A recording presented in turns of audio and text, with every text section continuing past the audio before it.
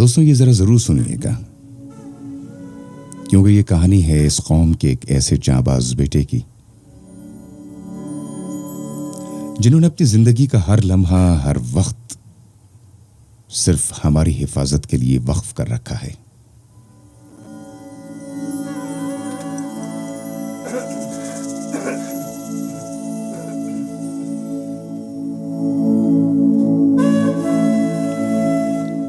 میں ذکر کرنا چاہوں گا 97 لانگ کورس کے ایک کیڈٹ جن کا نام ہے اور جن کی یہ تحریر ہے میجر بابر عجائب ملک صاحب۔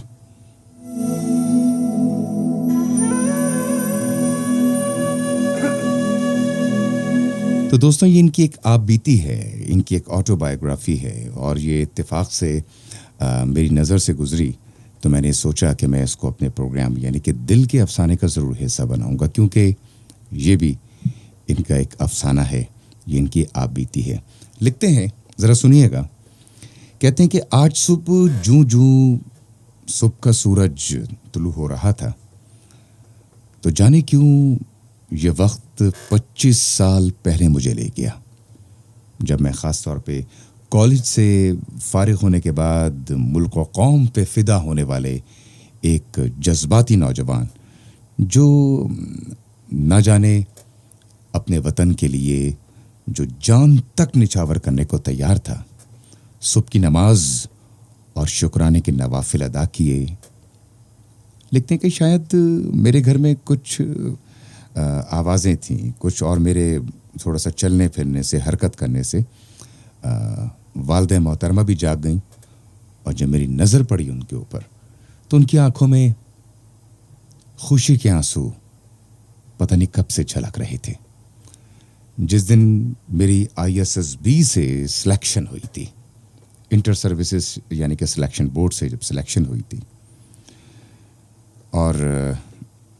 مزید لکھتے ہیں کہ چونکہ میرا تعلق ایک فوجی گھرانے سے تھا اور چکوال کی دھرتی نے کئی سپوت اس ملک پر نچھاور کیے، اور خوش قسمتی سے میرا تعلق بھی چکوال کے ایک گاؤں یعنی کہ بوچھال کلاں سے تھا۔ آگے ذرا تھوڑا سنیے گا، بہت دلچسپ یہ ایک آگے مرحلے میں داخل ہونے والی یہ سٹوری۔ کہتے ہیں کہ اس دور میں ظاہر ہے نہ فیس بک تھی نہ واٹس ایپ کا دور تھا، اسی لیے بہت ہی سادہ اور کم وسائل میں زندگی کی خوشیاں جو ہیں، کہتے ہیں مطلب سستے میں خوشیاں حاصل ہو جایا کرتی تھیں۔ ٹیلی ویژن پر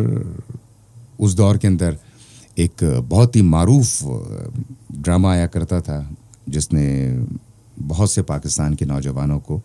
ان کے دل میں یہ جذبہ اور شوق پیدا کیا کہ وہ پاکستان آرمی کو جوائن کریں۔ کہتے ہیں کہ ٹیلی ویژن پر سنہرے دن دیکھ کر تو اچانک سے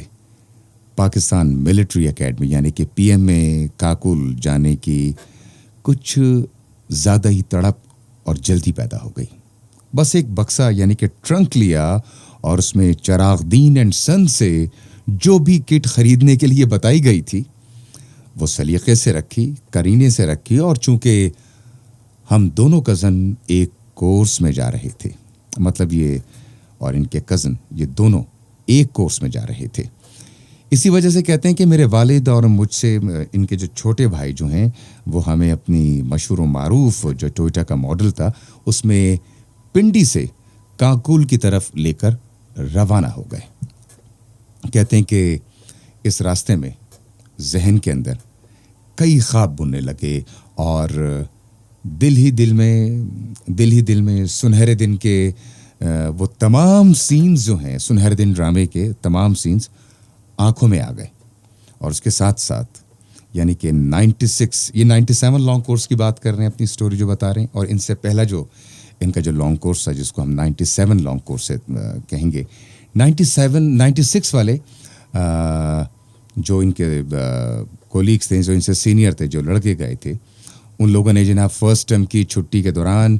کہتے ہیں کہ جو بتایا اس سے بھی دماغ کے اندر ایک عجیب کشمکش، ایک جنگ کی صورتحال جو ہے چل رہی تھی۔ اور کاکول پہنچے، جب یہ پاکستان ملٹری اکیڈمی پہنچے تو سب سے پہلے یہ ذرا سنیے گا،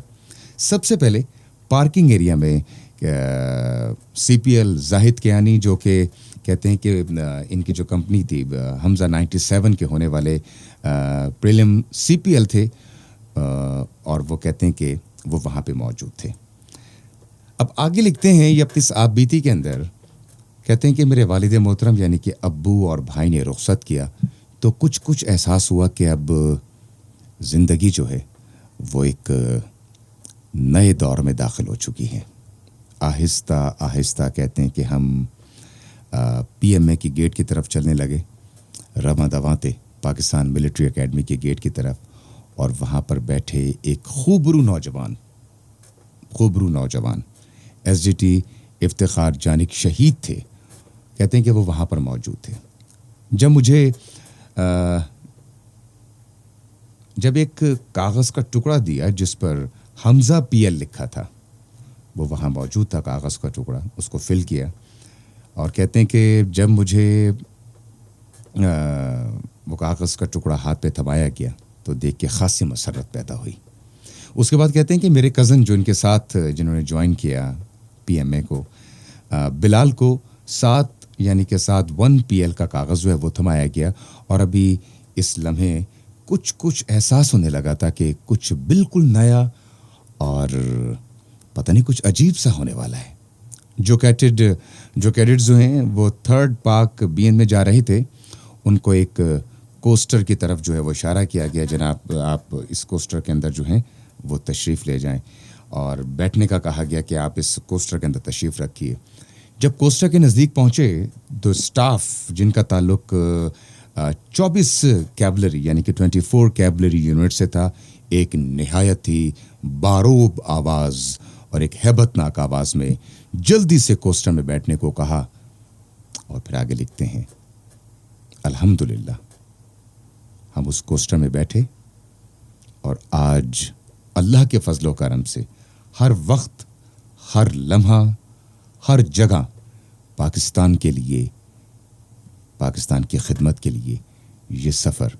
جاری و ساری ہے. تو جناب یہ ایک آپ بیتی، یہ ایک آٹو بایوگرافی سنگیز 97 ایسوسیشن کے روح رواں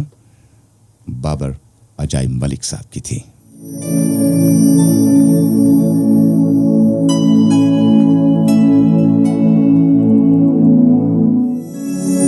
بابر عجائب صاحب، آپ نے جو خوبصورت اور یہ جو آپ بیتی تحریر کی ہے، یقین مانیے اس کو پڑھنے کے بعد، اس کو دیکھنے کے بعد، اور میں اس کو بہت گہرائی میں جا کے سمجھ سکتا ہوں آپ کے جذبات، آپ کے فیلنگ. اور سب سے بڑی بات یہ ہے کہ اس قوم کے جانباز بیٹے اور اس قوم کے بہادر سپوت اپنی جانوں کے نذرانے ہتھیلی پہ لیے اس وقت بھی ہمارے ساتھ شریک محفل ہیں، پروگرام سن رہے ہیں. اور یقین مانیے آپ ہی وہ لوگ ہیں جس کی وجہ سے آج ہم اس آزاد وطن کی آزاد فضاؤں میں بہت آزادی کے ساتھ سانس لے رہے ہوتے ہیں. وطن